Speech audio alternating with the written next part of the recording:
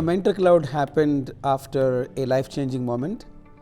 But in my background, I have an advanced degree in engineering, have a PhD, and I worked in the auto industry developing hybrid cars. I did supply chain optimization for high-tech companies, and then worked on a 787 Dreamliner. So I've touched multiple industries, and I have an undergraduate degree in designing ships. So I've pretty much touched all the industries except trains. And one day I'm going to do the Hyperloop as well. But really what changed in my life was a moment when I almost died in an aircraft incident. I was on a plane, I finished my keynote in India, in the city of Mumbai. And I was on a plane, 148 of us, the plane just about to take off, the front wheels were off the runway, and then our pilot saw a helicopter landing on the runway. So literally it was a 1.2 second miss, what could have been a mid-air crash. Now luckily for us, the rear wheels of the aircraft were still on the runway, so our pilot could actually apply brakes, and of course he averted the accident. And later we realized that the helicopter had the President of India in it.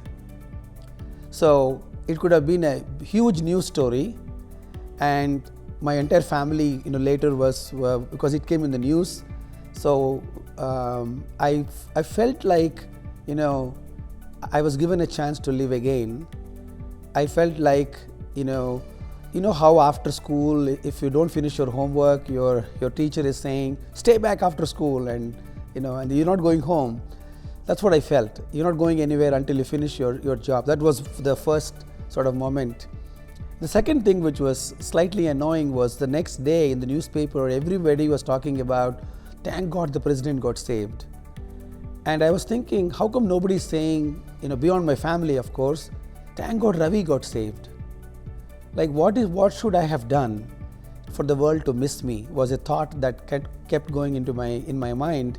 And then I said, I got to do something that impact a lot of people. Back then, all the social media platforms had about billion, 2 billion people. I said, okay, if I impact even a 5% of that audience, that's how I came up with the 100 million number. Then I'm sure the world will miss me, and I don't need to be here after that. If you do something that impacts so many people. So that's how the MentorCloud was born. And having come from a supply chain background, I always think about flow of things.